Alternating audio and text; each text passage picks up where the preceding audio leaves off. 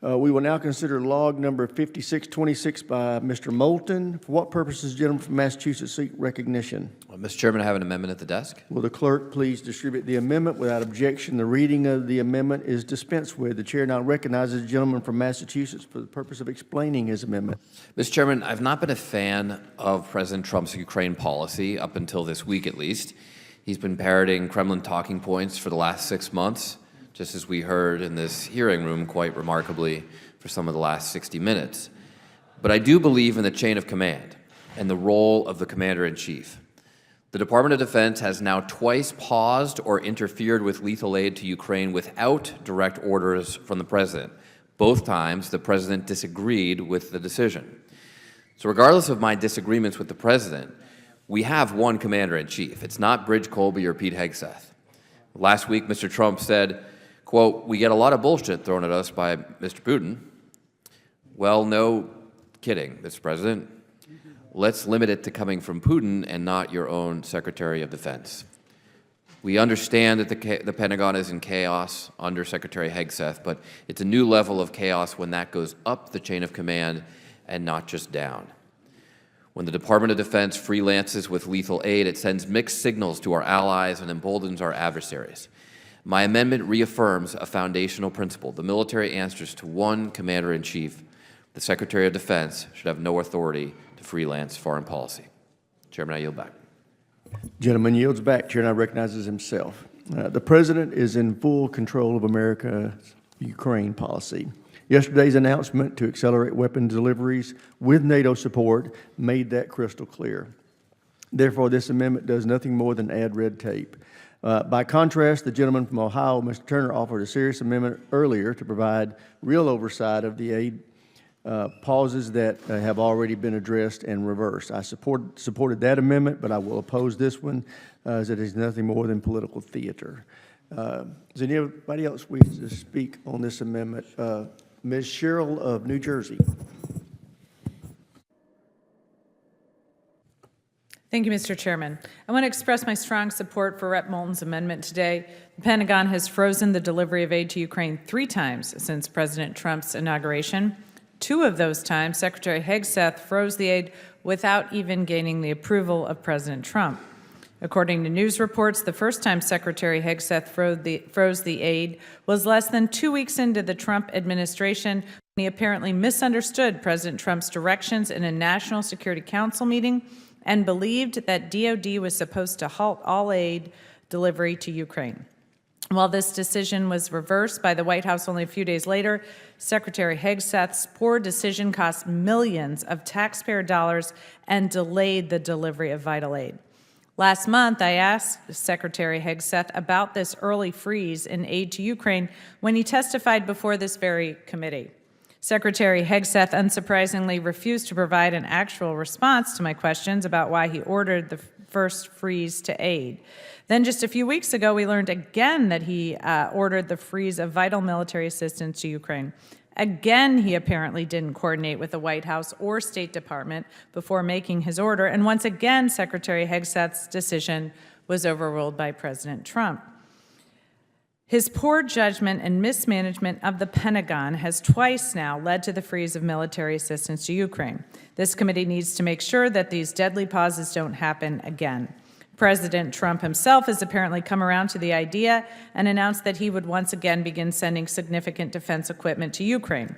After serving at Sinkas-Navier and as a Russian policy officer in the Navy, I know firsthand how dangerous a threat Vladimir Putin is to Ukraine, Europe, and the U.S. The Ukrainian soldiers fighting and dying on the front lines against Russia don't have time to wait for the delivery of artillery and munitions. They need that aid today. Thank you, and I yield back. Gentlelady yields back. Chair now recognizes the gentleman from Texas, Mr. Fallon. Thank you, Mr. Chairman. This is like the old impeachment trial from a few Congresses back. It's just political theater. President Trump has proven that he is a strong leader and he's clearly in charge of his Ukrainian policy, as proven by him being the first president to send lethal aid and by unlocking more arms to Kyiv using NATO funding. This is about delegation. There's a reason why every president has a cabinet. And if the president's not happy with any of his cabinet members, he can fire them and he can or ask them to resign. So put simply, this is sticking your congressional nose where it does not belong. This amendment is just really political fog, and it's a waste of time. For those reasons, I oppose it, and I urge my colleagues to get back to the task at hand. I yield back. Gentleman yields back. Chair, and I recognize the gentleman from California, Mr. Whitesides. Thank you, Mr. Chairman. I support this amendment strongly because it is not only consistent with U.S. law and our Constitution, but because it is crucial to our nation's interests at home and abroad. We all know this fact. Unilateral freezes of aid weaken our credibility with our allies. Our allies rely on us to stand by our commitments. Pausing aid to Ukraine sends a message that the U.S. is an unreliable partner, especially damaging in a moment when global coalitions matter more now than ever.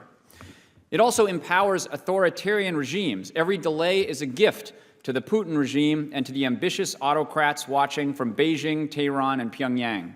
When we waffle, they revel in our lack of resolve.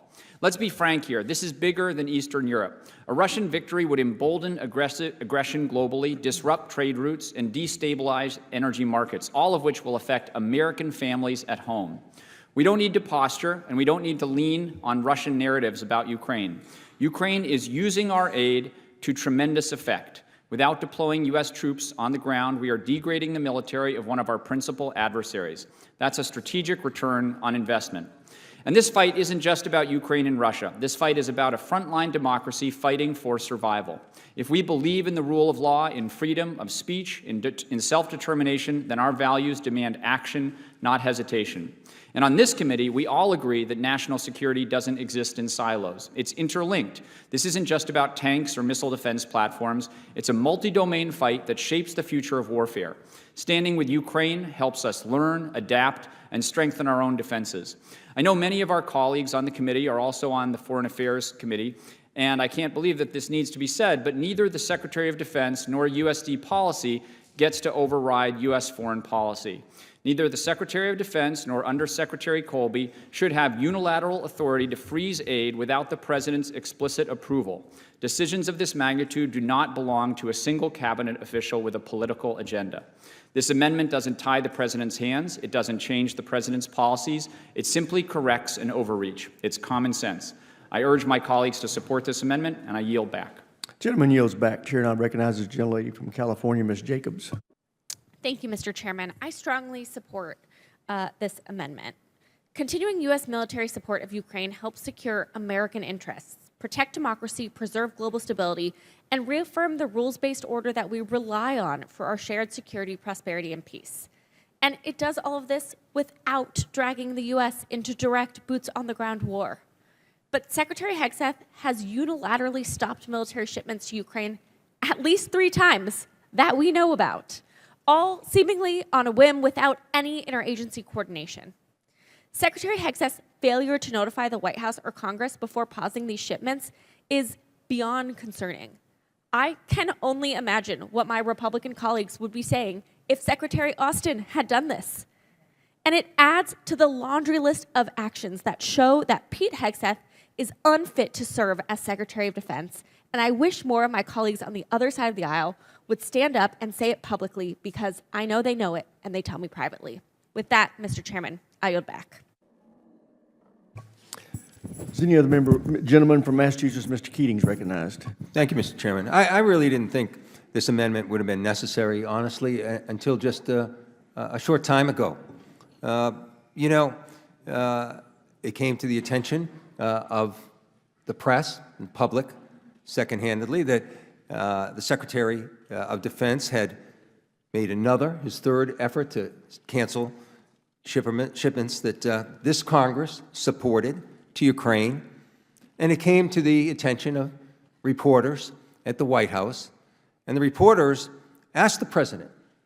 They said, why did you cut those arms back? And the President responded, well, I don't know. I mean, you tell me. They said, who's responsible? And he said, well, you tell me.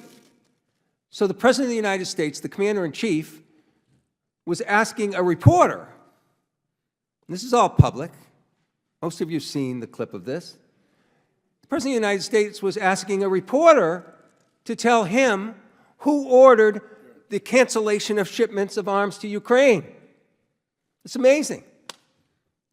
So I'm going to support this amendment when I just think of three simple words.